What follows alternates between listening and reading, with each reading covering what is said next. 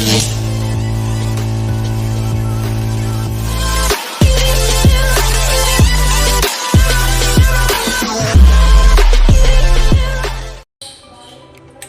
वालेकुम नाज़रीन, आज हम एक नई रेसिपी के साथ हाजिर हैं। आज हम बनाएंगे बीफ पालक। इसके लिए ये मैंने 3 पाव बीफ लिया है। इसको अच्छी तरह मैंने वॉश कर लिया है। तो आए इसको हम प्रेशर में पहले गला लेते हैं। हम ये गोश्त इसमें शामिल करेंगे।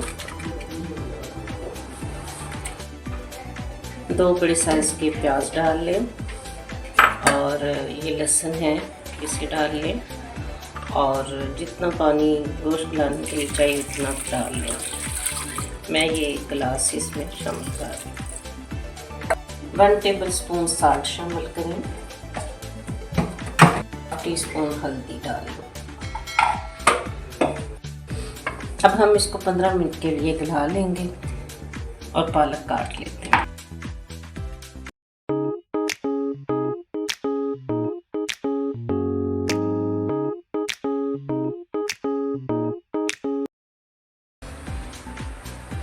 हाँ जी नाज़रीन, हमने ये पालक काट ली है।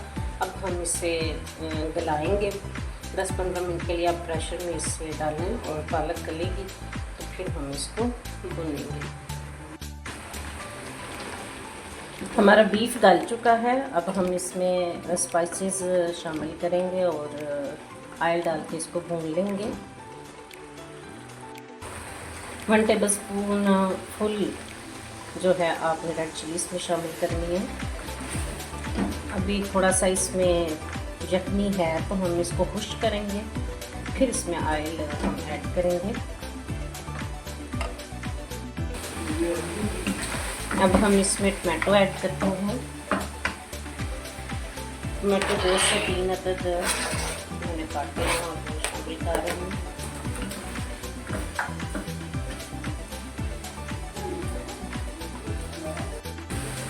अब हम इसमें ऑयल शामिल करेंगे। ऑयल अपनी आप सब्ज़ी और पालक के हिसाब से शामिल कर रहे हैं। पालक में क्योंकि फिर ऑयल ज़रा ज़्यादा डलता है। देखिए,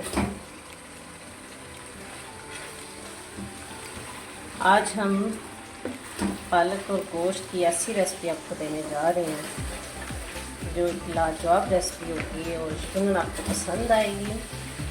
वाह, ये देखिए कैसी लुक है। टमाटो भी हमारा ऑलमोस्ट गल चुका है और अब मैंने सब्ज़ मिर्ची का पेस्ट इसमें ऐड करना है और सब्ज़ मिर्ची में ही मैंने नमक भी शामिल कर लिया है।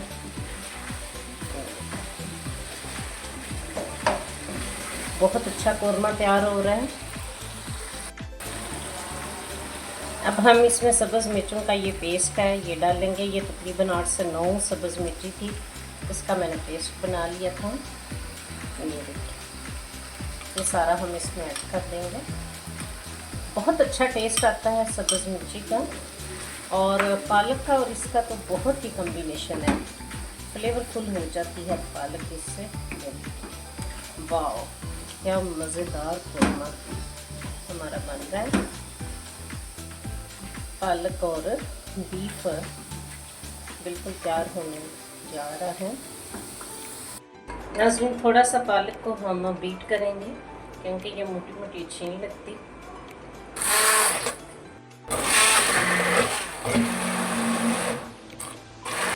अब पालक इसमें ऐड कर दें।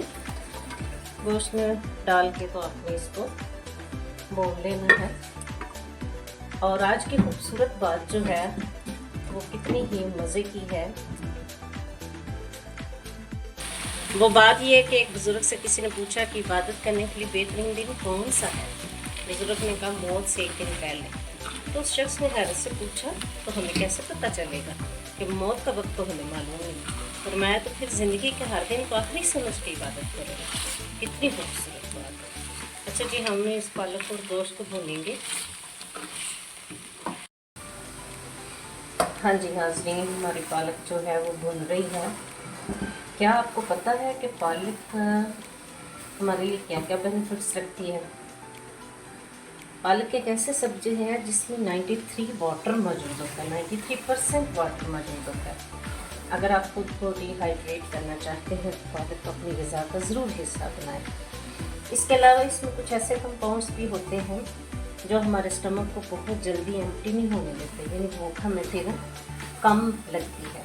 हम ज़्यादा खाएंगे तो ज़ाहिर बात है हमारा स्टमक जो है वो फिल रहेगा और फिर हम बेजा मोटे होते चले जाएंगे। तो पालक जो है उसके बेशुमार फ़वाइद हैं। पालक जो है ओवर ईटिंग को कंट्रोल कर देती है। तो इसमें जो शामिल किया है गोश्त, हमने गोश्त किसी तरह का भी हो एक मुकम्मल प्रोटीन के साथ होता है और ये एक मुकम्मल ग़िज़ा है। HP लेवल जिन लोगों का कम होता है वो इससे अपना कंप्लीट कर सकते हैं। और इसके अलावा इसमें अमीनो एसिड्स भी हैं, प्रोटीन का बहुत बड़ा खजाना है, आयरन्स हैं इसमें और विटामिन E12 इसका भरपूर खजाना है।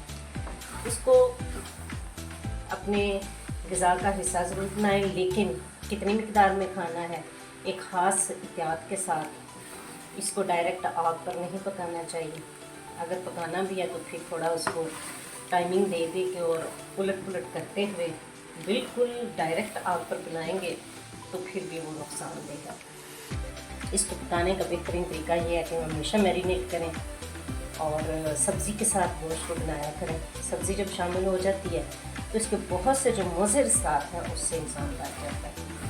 तो जब भी आप गोश्त बनाएं उसको सब्ज़ी उसमें ज़रूर ऐड करें। और सब्ज़ पकने वाली सब्जियों के मैं फ़ायदे तो आप लोगों को बताती रहती हूँ।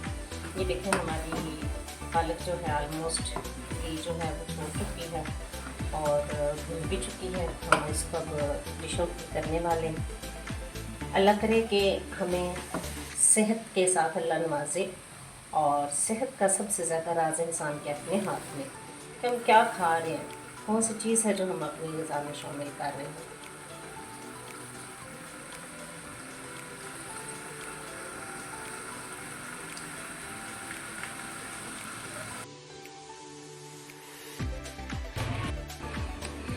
हाँ जी नाज़रीन, हमारा पालक गोश्त तैयार है। उम्मीद है कि आपको हमारी ये रेसिपी पसंद आएगी और मेरे चैनल पर जो नए हैं वो ज़रूर सब्सक्राइब करें, लाइक करें, शेयर करें। इस दुआ के साथ कि शाद रहिए, आबाद रहिए, अपनी ज़िंदगी में आज़ाद रहिए। फिर मिलेंगे एक नई रेसिपी के साथ। अल्लाह हाफिज़।